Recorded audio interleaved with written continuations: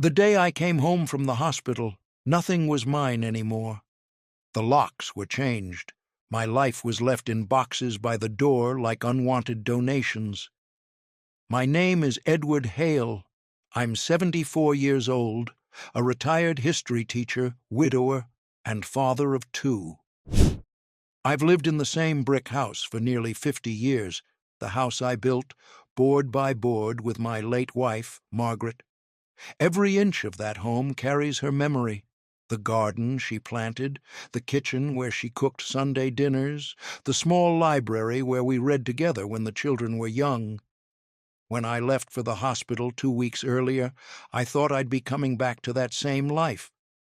The doctors said the surgery was necessary, and though I was nervous, I reassured myself by picturing my chair by the fireplace, the smell of the old wood floors, and the comfort of home. Margaret used to say, "Edward, no matter what happens, our home will be our fortress." I believed her. But that morning, when the cab dropped me at the curb, I felt a chill before I even reached the front door. My porch looked wrong, bare, empty, stripped of the small comforts I left behind. The welcome mat was gone. The flower pots Margaret had painted sat toppled against the side of the steps, and lined neatly against the door, in cardboard boxes taped with cheap brown tape, were my belongings. I remember leaning on my cane, staring in disbelief. The box on top held my shirts, folded carelessly, collars bent. Another box contained framed photos, my wedding picture with Margaret, our children as toddlers, family holidays. I saw glass cracked in one frame where it must have been tossed in without care. My chest tightened, not just from the lingering ache of surgery, but from something far worse, the weight of betrayal. At first, I thought maybe there had been some mistake. Maybe a neighbor had collected my things during a repair, maybe a misunderstanding with the landlord. But then I reminded myself, I wasn't renting, I owned this house. My name had been on the deed since the day we signed it. Margaret and I worked 2 jobs each to pay the mortgage in those early years. This wasn't anyone else's to touch. With shaking hands, I tried the door handle.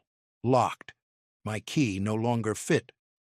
I pressed the doorbell, then knocked. No answer. I called my son, Daniel. He didn't pick up. I tried again. Straight to voicemail, my daughter-in-law, Melissa, too. Nothing but silence. Finally, I lowered myself onto the porch step, surrounded by the boxes of my own life. My body was weak from recovery, but my mind raced. How could my children, my own family, do this? 2 weeks in the hospital. 2 weeks where I trusted them to water the plants, check the mail, keep an eye on things. And in that short time, they had erased me. As I sat there, I noticed details that pierced me like knives. The mailbox had a new label with Daniel's last name. The curtains inside the front window, Margaret's old lace, were gone, replaced with something sterile and gray. My rocking chair, the one I built with my own hands, wasn't on the porch anymore. It hit me all at once. This wasn't a mistake. This was deliberate. The people I had raised, supported, and loved had decided I no longer belonged in the home I had given them for decades.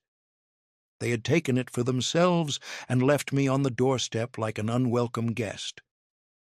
I sat for what felt like hours, my cane resting across my knees, while neighbors drove past slowly, some giving me pitying glances. Shame burned through me, hotter than any fever.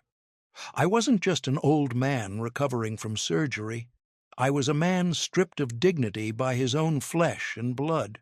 When I finally gathered myself, I lifted one of the lighter boxes, old books mostly, and carried it to the cab.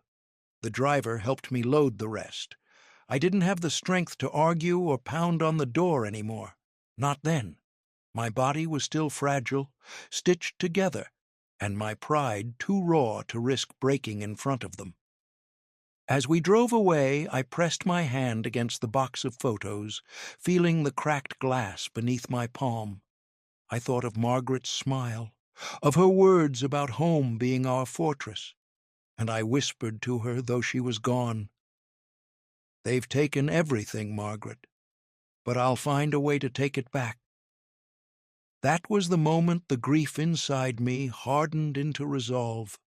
I didn't sleep that night. The boxes sat stacked in the corner of the small apartment I rented after Margaret passed, mocking me. I had only been staying there temporarily. My real life, my memories, my dignity were supposed to stay rooted in that house. But now it felt as though the ground had been stolen out from under me. As I lay awake, I thought back to how all this began, the little cracks in the family that widened when Margaret died. Daniel and I used to be close once. He was the boy who followed me into the garage, asking about every tool, every nail, every story from the past. I taught him how to swing a hammer, how to read a map, how to balance a checkbook. When Margaret passed, I thought grief had simply made him distant, but now I see grief wasn't the only thing. Daniel grew into a man with ambition, but ambition without roots is a dangerous thing.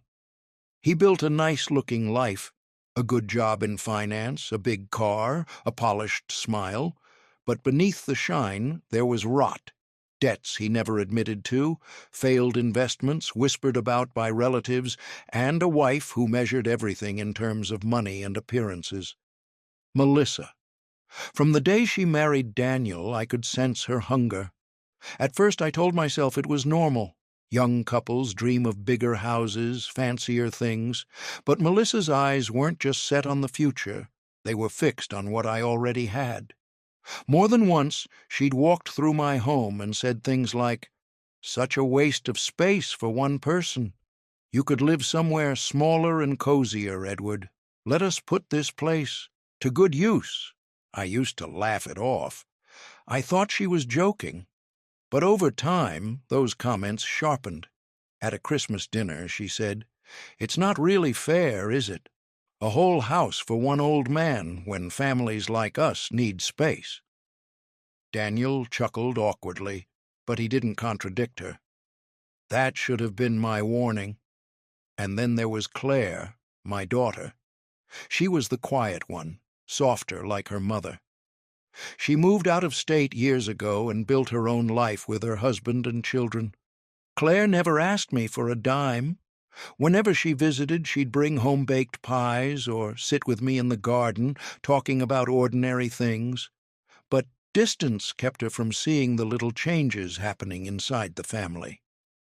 She wasn't there to notice Melissa's growing boldness or Daniel's shrinking spine. The first true confrontation happened about 6 months before my surgery. I'd invited them for Sunday dinner. We sat at the table, the same oak table Margaret and I bought when we were young, and Melissa brought it up again. "Edward, you know, you really shouldn't be rattling around this house alone. Daniel and I could help maintain it, take the weight off your shoulders." I looked up from my plate and met her eyes. "It's not a weight," I said flatly. "It's my home."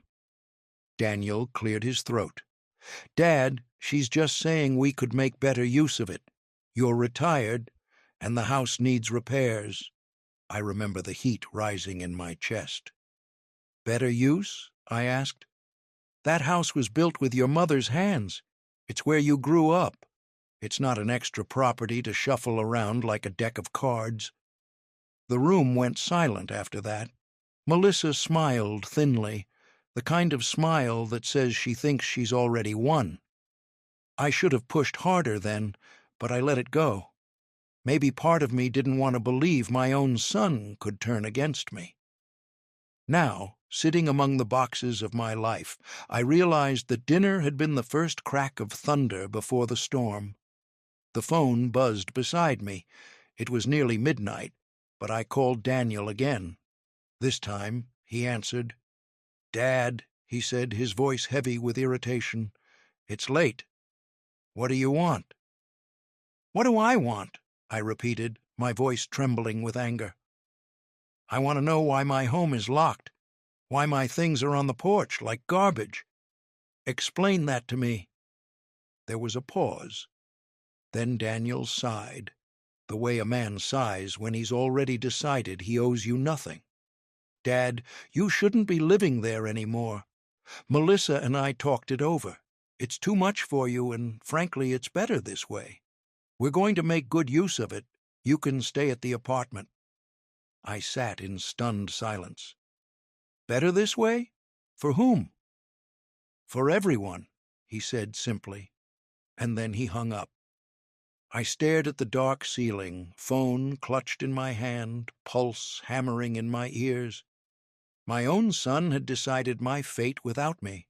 My belongings, my memories, my dignity, all stripped away with the ease of a signature I never gave. But the part that cut deepest wasn't just the loss of the house. It was Daniel's tone, cold and dismissive, as if I were no longer his father, but an obstacle to be cleared. That night, I realized the truth. This wasn't about care or concern. This was about control. They had waited until I was weak and helpless in the hospital to make their move, and though my body was frail, my resolve began to burn hotter than it had in years. The morning after that call, I returned to the house. I told myself I just needed to see it again with my own eyes, to make sense of it. But what I found made my blood run colder than the chill of October air. The lock was still changed. I knocked, firm and loud. Curtains shifted inside, and for a moment I thought they'd open the door. Instead, I heard Melissa's voice through the window, sharp as glass. "You don't live here anymore, Edward. Go back to your apartment." The words sliced deeper than I expected. I pressed my hand against the doorframe, steadying myself with my cane. "This is my house," I said, raising my voice. "My name is on the deed. Open this door." Melissa laughed, a low, mocking sound. "Not any more." The door never opened. I walked back to the cab, each step heavier than the last. The house looked strange, almost foreign. Curtains replaced, porch swept clean of anything that was mine. Even the mailbox had been relabeled. It was as if they had scrubbed my existence from the place overnight. But the worst was still waiting. Later that week, I went to the bank. I needed to pull some cash and check my accounts. The young teller clicked away at her computer before frowning. "Mr. Hale," she said gently, "according to our records, your son is now the primary account holder on your savings." I stared at her as if she'd spoken another language. "That's not possible. Those accounts are mine." She tilted the screen slightly, showing me the updated profile. My name was still there, but below it read, "Secondary, with limited access." How could this happen?" I stammered. "It looks like a signed authorization was processed while you were in the hospital," she explained. "It transferred power of attorney to your son." I shook my head violently. "Number, absolutely not. I never signed anything." The teller shifted uncomfortably. "If you'd like, we can open a dispute." But I didn't hear the rest. My ears were ringing. My son hadn't just locked me out of my home. He had forged my signature to take control of my finances. I stumbled out of the bank and sat on the bench outside, chest heaving. For a moment I worried the stress would undo the surgeon's work, that my heart might give out right there. I thought of Margaret again. I could almost hear her voice, calm and steady. "Don't let them erase you, Edward. Don't let them." Wiping the sweat from my brow, I remembered something Melissa could never know: the fireproof lockbox. Years ago, after a minor house fire on the next street, Margaret insisted we keep every important document in a secure box. Deeds, wills, birth certificates, insurance, all neatly stored in a place only we knew. The lockbox wasn't in the house. It was tucked away in a storage unit I'd kept all these years, just a few miles down the road. Melissa might have forged signatures, but she didn't have the originals. That thought steadied me. For the first time since stepping out of the hospital, I felt the faintest flicker of control. Still, before I could act, I needed to confront Daniel face to face. That evening, I called him. "Meet me tomorrow," I said firmly. "No Melissa, just you." He sighed, but agreed. We met at a small diner on the edge of town. He arrived late, crisp shirt, expensive watch glinting under the lights, the picture of a man who wanted to look important. But when he sat across from me, he wouldn't meet my eyes. "Why?" I asked quietly. "Why would you do this to me?" He shifted, picking at the edge of his menu. "Dad, you don't understand. Melissa and I need that house. We need security. And you don't need it anymore." "You took my accounts," I said, voice breaking. "You forged my name." He looked up then, and for the first time I saw a hardness in his eyes that chilled me. "I did what I had to do. You're old, Dad. You can't handle these things anymore. Consider this, an early transfer. It's ours now." My jaw tightened. "No, Daniel, it's theft, and you'll answer for it." He leaned back, smirking. "Who's going to believe you? The paperwork is done. You should be grateful we're even letting you keep that little apartment." I pushed myself up slowly, leaning on my cane. My legs trembled, but my voice did not. "You've made a grave mistake, son." He laughed. "You don't have the strength to fight us." I walked out of that diner without another word, but inside me something shifted. The despair that had nearly crushed me was gone. In its place, a quiet determination settled in. Because unlike Daniel and Melissa, I hadn't built my life on lies, and I still had the truth on my side. The next morning, I drove to the storage unit. My hands trembled on the wheel, not from weakness this time, but from anticipation. For years, I had almost forgotten the lockbox was there. Margaret and I had tucked it away after we retired, telling ourselves it was better to be safe than sorry. Inside that dim storage room, I pulled back a tarp covering old furniture and found it, the fireproof box, heavy and solid, untouched by anyone but me. The key hung on a chain I'd kept hidden in my closet, and when I slid it into the lock, the familiar click nearly brought me to tears. Inside lay my lifeline, the original deed to the house, Margaret's will, my bank account documents, insurance policies, and even letters Margaret had written when she was alive, sealed in envelopes I had never opened. I pressed my fingers against the papers, relief washing over me. Melissa might think she had erased me with forged signatures, but these documents proved otherwise. I carried the box to my apartment, set it gently on the table, and stared at it for a long time. Then, for the first time since the hospital, I felt something I hadn't felt in weeks: hope.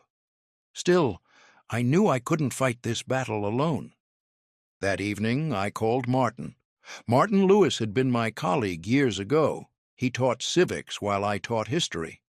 When Margaret passed, he was the one who sat with me after the funeral, just talking when silence threatened to drown me. Martin had gone on to practice law before retiring. He wasn't rich, and he wasn't flashy, but he was sharp. And more importantly, he was honest. When I told him what Daniel and Melissa had done, he was quiet for a long while. Then he said, "Bring me everything you have. Tomorrow morning." So I did. I carried the lockbox to his small office downtown, and together we spread out the papers across his desk. "Your son forged power of attorney?"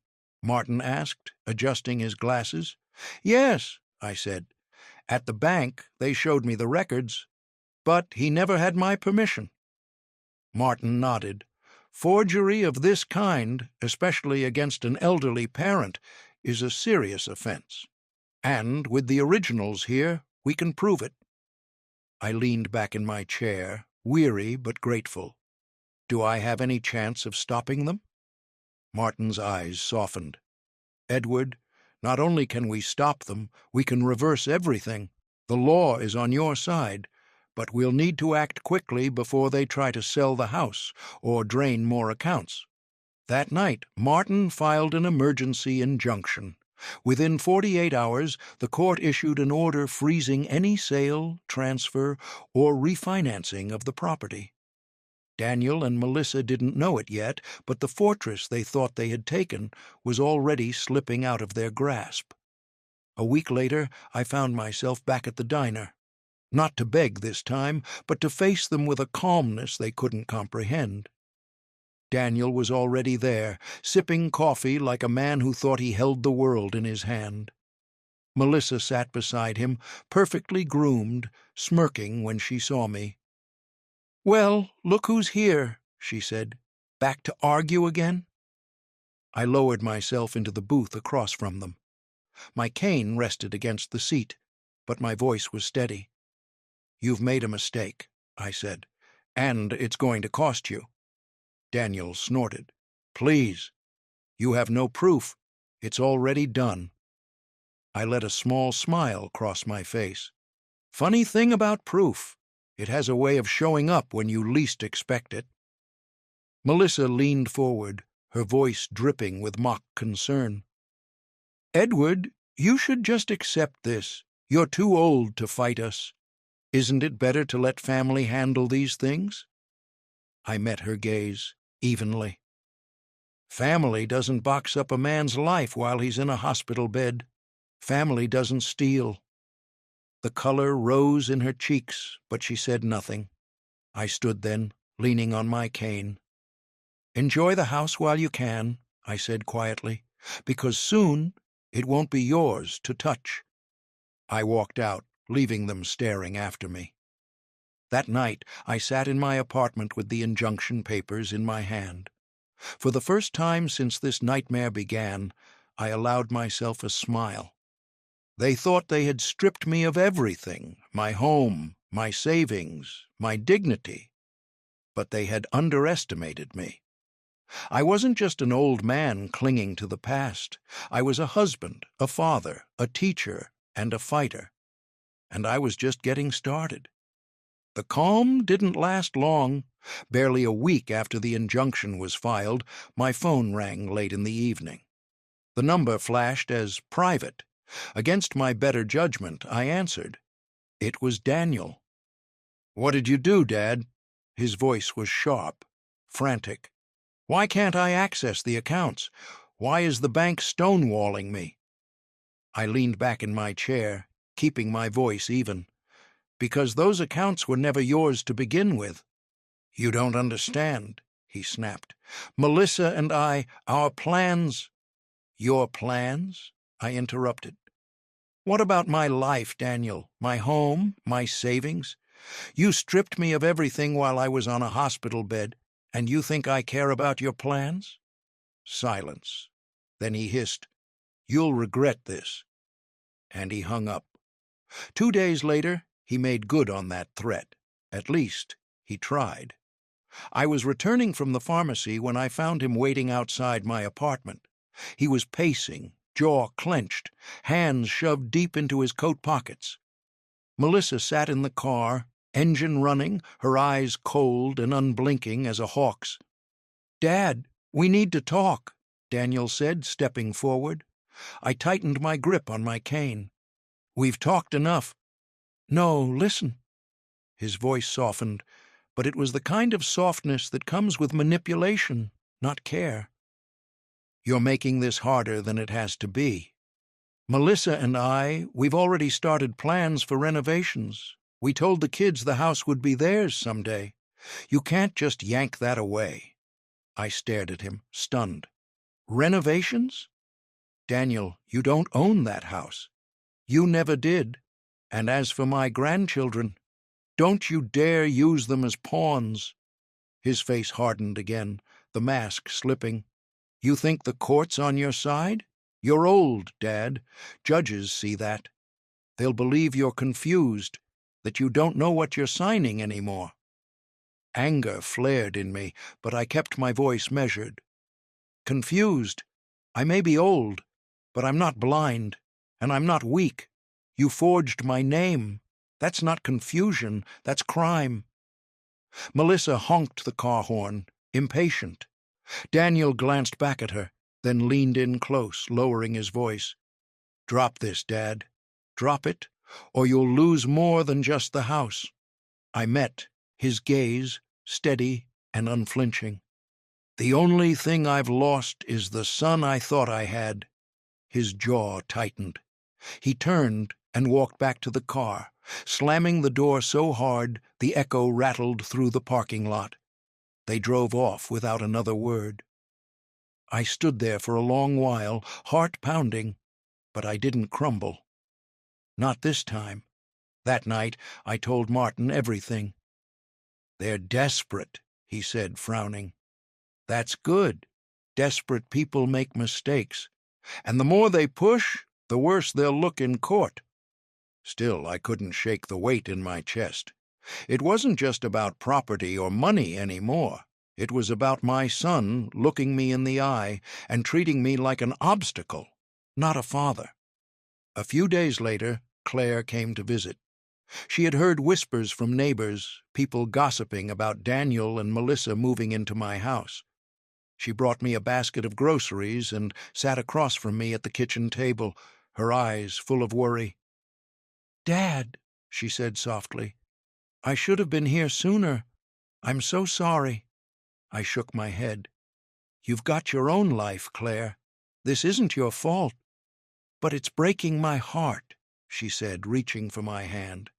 "Daniel used to be better than this. What happened to him?" I sighed, staring at the wood grain of the table.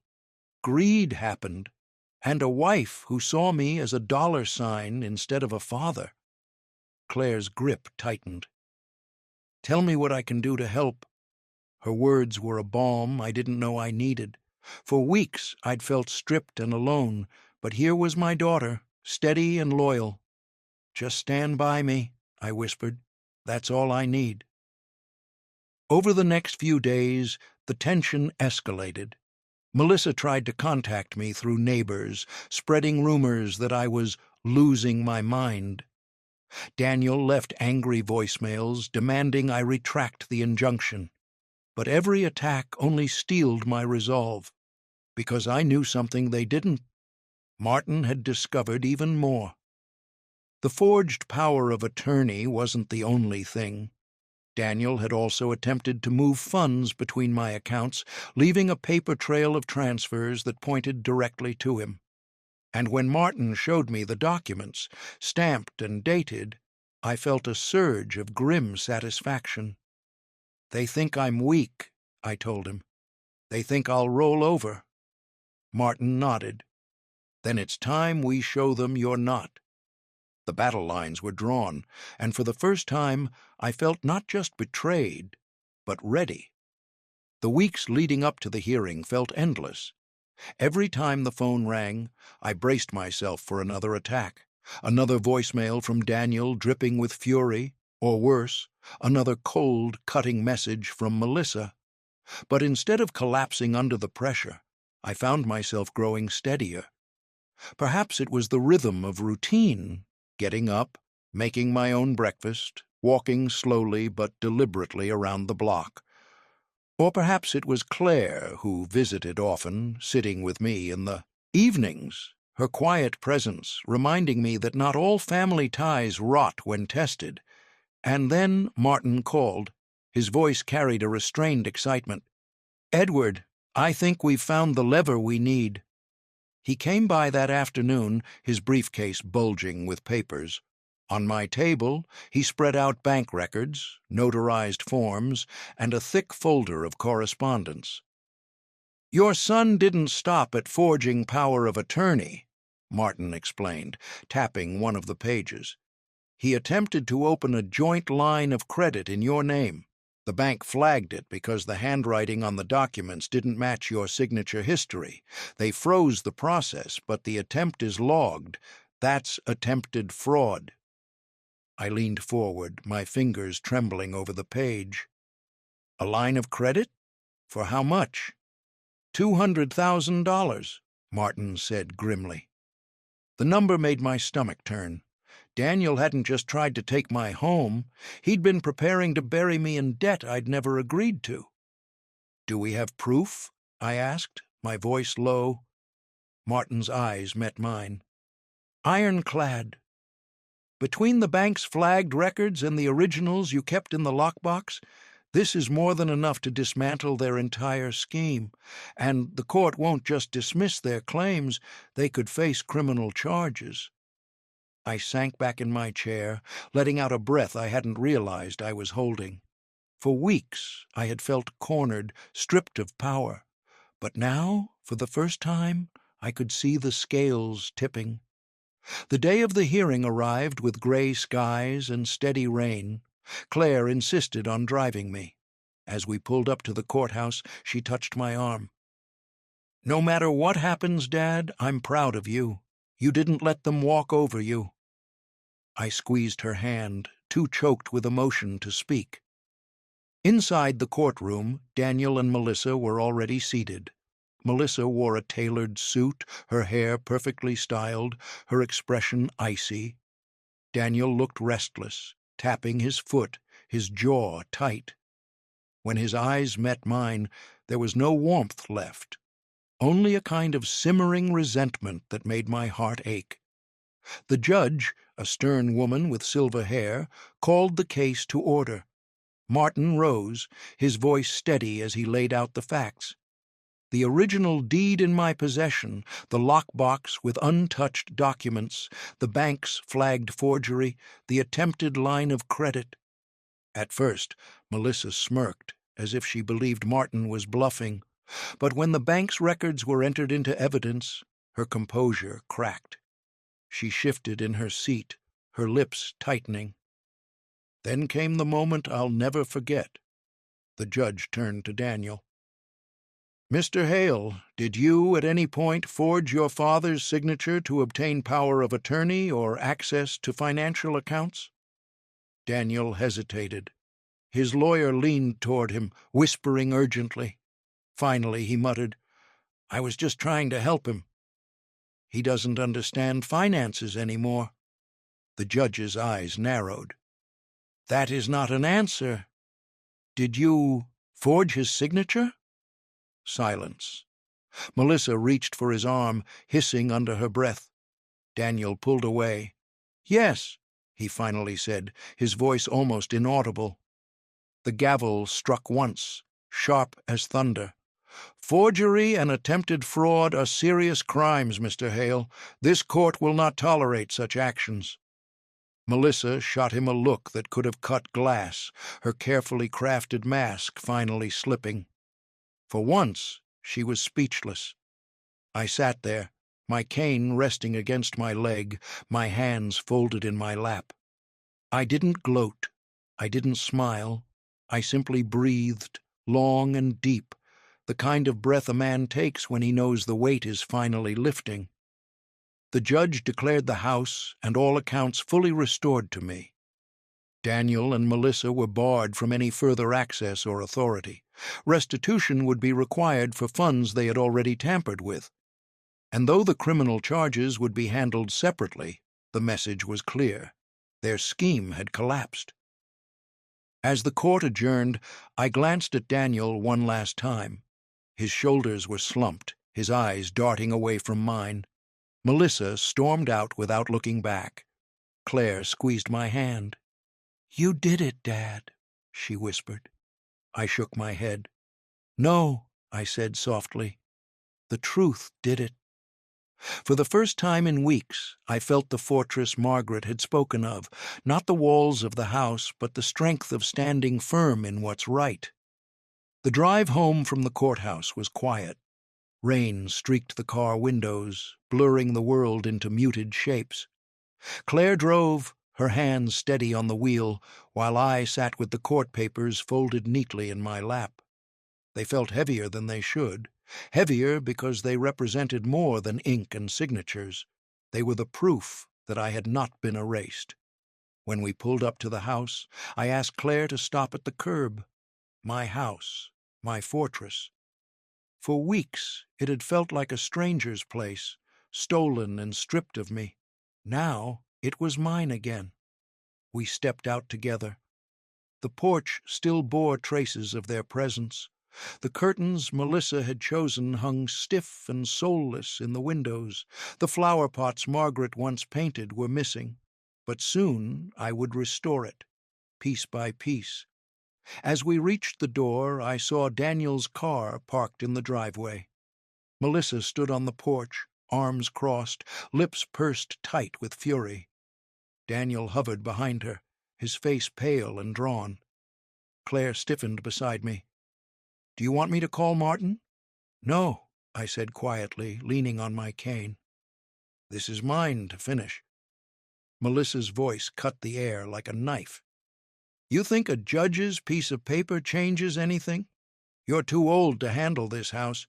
You'll be back in the hospital before long, and when you're gone, it'll be ours again." I studied her for a long moment. She was trembling, though she tried to hide it behind venom.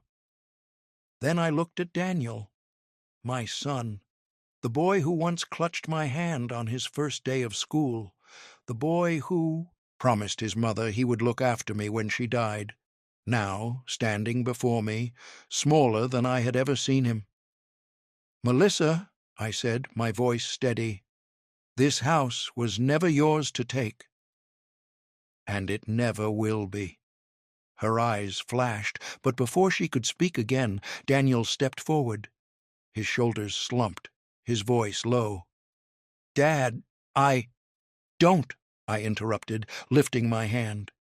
"Don't call me that now. Not after what you did." He winced, as though I'd struck him. Claire placed a hand gently on my arm, but I shook my head. This moment needed to be mine. "You boxed up my life while I was lying in a hospital bed," I continued, my voice trembling but strong.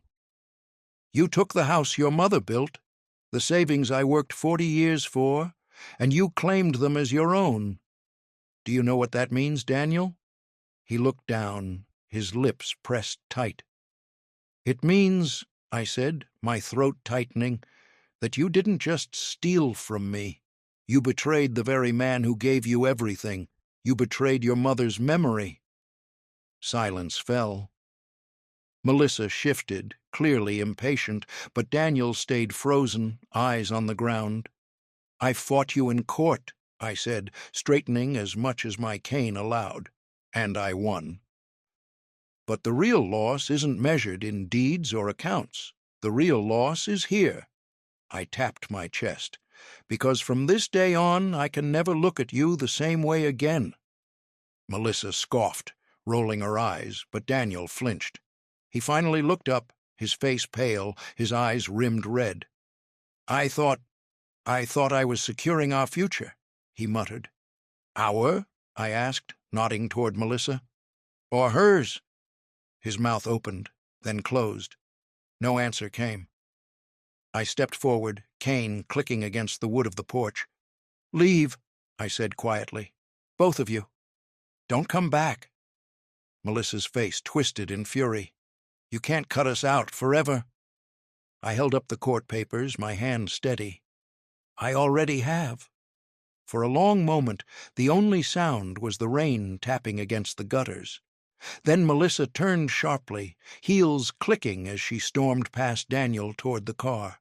She hissed, "Pathetic old man," under her breath, but her voice shook. Daniel lingered. His eyes flickered to me, then to Claire, then back again. "Dad," he began softly, but I shook my head. "Number not today." His shoulders sagged. Without another word, he followed Melissa to the car. The engine roared, and within seconds they were gone. Claire slipped her arm through mine, her eyes shining with quiet pride. "You did it," she whispered. I looked at the house again. My house, Margaret's fortress. Slowly I turned the key, my key, in the lock. The door opened with a soft click, the smell of wood and rain and memory rushing out to greet me. I stepped inside, cane tapping against the floorboards. For the first time in weeks, I wasn't a man discarded. I was a man who had fought and won. The house was quiet when I stepped inside. Too quiet. For weeks it had been filled with someone else's presence, someone else's choices, someone else's arrogance. Now, standing there again, I felt the silence press against me, not empty, but waiting. I walked slowly through each room, cane tapping softly on the floorboards.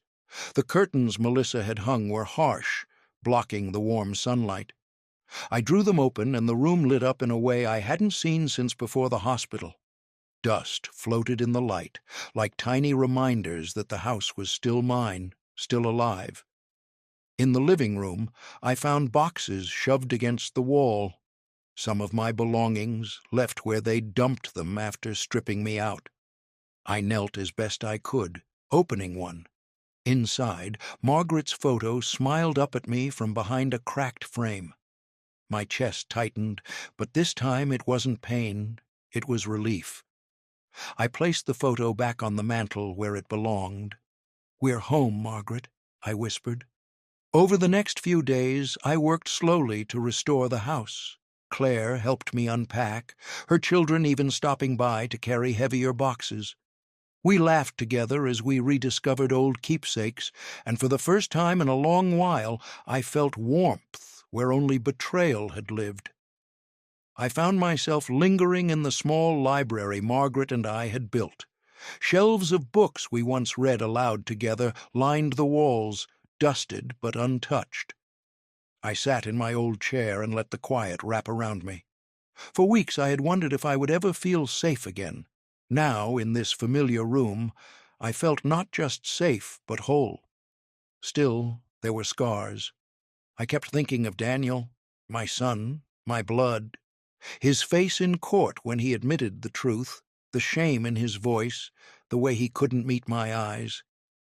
That image stayed with me, heavier than the papers that had restored my house.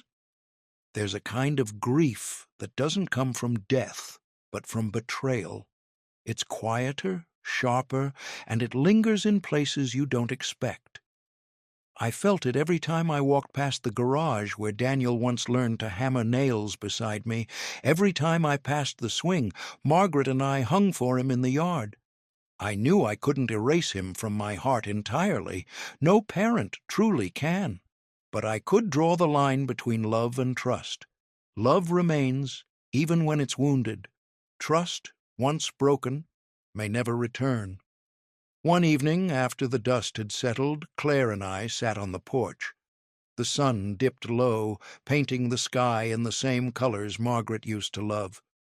Claire turned to me and said softly, "Do you regret it? Taking them to court?" I thought about it for a long time. "No," I finally said. "I regret that it had to come to this. I regret that my son thought so little of me. But I don't regret standing up, because if I hadn't, I would have lost more than a house. I would have lost myself." Claire squeezed my hand. We sat in silence, watching the sky fade into evening. The neighbors eventually stopped whispering. Some even came by to offer quiet words of support. Others simply nodded when they saw me, respect in their eyes. They had seen me boxed out of my own life, and they had seen me return, not bitter, but resolute. It took weeks to clear out the last of Melissa's cold touch on the house. New curtains, furniture put back where it belonged, Margaret's flower pots restored to the porch, blooming again. Piece by piece, the house became what it once was, a fortress, yes, but also a home. And in that process, I found something unexpected. Strength. The kind I thought had left me with age. the kind that comes not from muscle or speed, but from endurance, from refusing to bow when others try to break you. On the last night of summer, I stood by the doorway, cane in one hand, the house key in the other. I ran my fingers along the worn brass of the key, the same one that had fit this lock for nearly 50 years. "They left my life in boxes by the door," I murmured, my voice steady. "But I brought it back, piece by piece, not with anger, but with justice." And for the first time since Margaret's passing, I felt her fortress alive again, within these walls, and within me, and within me, and within me, and within me, and within me.